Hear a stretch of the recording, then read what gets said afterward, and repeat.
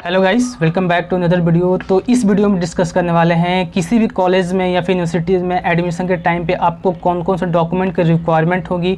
अगर आप एक फ्रेशर स्टूडेंट हो तो आपको कौन से डॉक्यूमेंट की रिक्वायरमेंट होगी। अगर आप या गैप ईयर स्टूडेंट हो या फिर ड्रॉप ईयर स्टूडेंट हो तो आपको कौन से डॉक्यूमेंट की रिक्वायरमेंट होगी। ये बड़ी अच्छी बात कही आप। इन सारी चीज़ों को डिस्कस करने वाले हैं। डिटेल में एक एक डॉक्यूमेंट के बारे में बात करेंगे। हालांकि जो भी यूनिवर्सिटी या फिर कॉलेज होता है वो ऑफिशियली अनाउंस करता है कि उसे कौन कौन से डॉक्यूमेंट चाहिए, ठीक है। तो इस वीडियो में मैं मैक्सिमम डॉक्यूमेंट को कवर करूंगा। हालांकि इसमें सारे डॉक्यूमेंट को मैंने कवर कर लिया है, कोई भी एक्स्ट्रा डॉक्यूमेंट इसके अलावा नहीं मांगा जाता है। ये हो सकता है किसी भी कॉलेज में इससे एक दो डॉक्यूमेंट आपसे कम मांगे जाए, मोस्ट प्रोबेबली सारे डॉक्यूमेंट यही मांगे जाते हैं। तो चलिए इस वीडियो को शुरू करते हैं। तो सबसे पहला डॉक्यूमेंट आपका है एप्लीकेशन फॉर्म और you can say registration form. जब आप किसी यूनिवर्सिटी या फिर कॉलेज के लिए अप्लाई करते हो तो उसका ऑनलाइन एप्लीकेशन जब आप करते हो तो उसका लास्ट में जब पेमेंट वगैरह करने के बाद में लास्ट में आपको एप्लीकेशन फॉर्म प्रिंट करना होता है। तो उस एप्लीकेशन फॉर्म को प्रिंट करके आपको रखना है। एडमिशन के टाइम पे वो भी मांगा जाता है। तो ये सबसे पहला हो गया। या आप किसी भी यूनिवर्सिटी या फिर किसी भी कॉलेज के लिए अप्लाई करो तो ये मैंडेटरी होता है। सेकेंड डॉक्यूमेंट है marksheet and pass certificate of your 10th और 12th।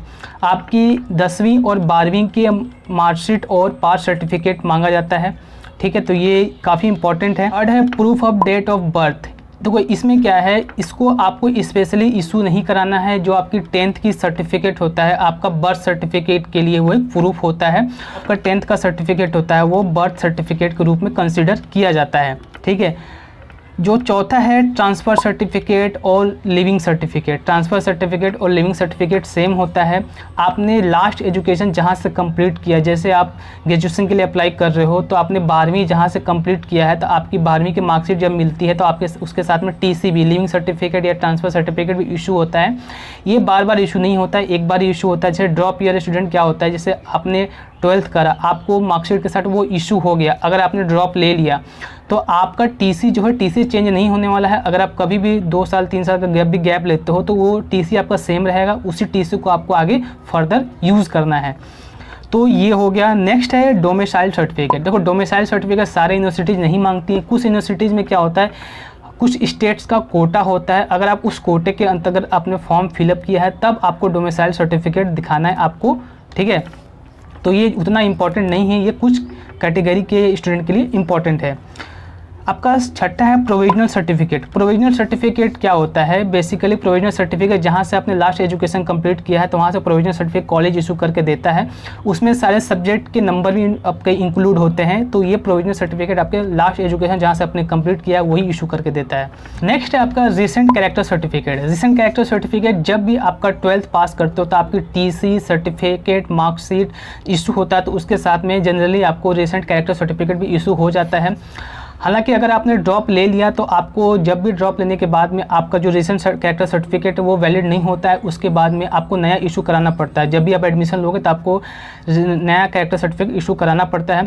ऑलरेडी मैंने एक वीडियो बनाया था कि अगर आप गैप ईयर स्टूडेंट हो तो आपको कौन कौन से डॉक्यूमेंट की रिक्वायरमेंट होगी। तो मैं आई बटन और डिस्क्रिप्शन बॉक्स में लिंक दे दूँगा, आप जाकर वहाँ देख सकते हैं। मैंने मेथड भी बताया कि ऑफलाइन कैसे बनवा सकते हो, ऑनलाइन कैसे बनवा सकते हो, फॉर्मेट क्या होता है, सारी चीज़ों को मैंने एक्सप्लेन किया है। नेक्स्ट है अगर आप किसी भी कैटेगरी में लाइक करते हो जैसे OBC, EWS, SC, ST तो आपको उसका सर्टिफिकेट इशू कराना है, ठीक है। नेक्स्ट है proof of disability. Proof of disability उनके लिए है जो कोई डिसएबिलिटी के अंतर्गत लाइक करते हैं, उनके लिए, सारे बच्चों के लिए नहीं है। तो ये कुछ ही बच्चों के लिए होता है। नेक्स्ट है आपका ECA सर्टिफिकेट या फिर एक्स्ट्रा करिकुलर एक्टिविटीज़। जैसे आप कोई भी ECA कैटेगरी में लाइक करते हो एक्स्ट्रा करिकुलर एक्टिविटीज़ में तो आपको उसका सर्टिफिकेट शो करना पड़ेगा। या फिर स्पोर्ट्स कोटा आप लगा रहे हो तो उसका सर्टिफिकेट आपको शो करना पड़ेगा। तो ये तो बात हो गई अगर आप फ्रेशर स्टूडेंट हो या फिर ड्रॉप ईयर हो तो आपको इतने डॉक्यूमेंट को तो आपको मैंडेटरी है। अगर आप एक गैप ईयर स्टूडेंट हो तो आपको एक एक्स्ट्रा डॉक्यूमेंट की रिक्वायरमेंट होगी, वो है गैप सर्टिफिकेट और you can say gap affidavit only for gap year student. ये आप जा करके ऑनलाइन भी बनवा सकते हो, ऑफलाइन भी बनवा सकते हो, आपको जैसे सुविधा हो वैसे बनवा सकते हो। जाके आई बटन और डिस्क्रिप्शन बॉक्स में चेक कर लीजिएगा, मैंने सारी चीज़ों का एक्सप्लेन कर दिया है। तो आई होप आपको वीडियो पसंद आया होगा। अगर आप चैनल पर नए हैं तो चैनल को सब्सक्राइब कर दीजिएगा। आपसे फिर मुलाकात होगी। अपना ख्याल रखें, सुरक्षित रहें और याद रखें, सही वक्त सही कदम, सतर्क।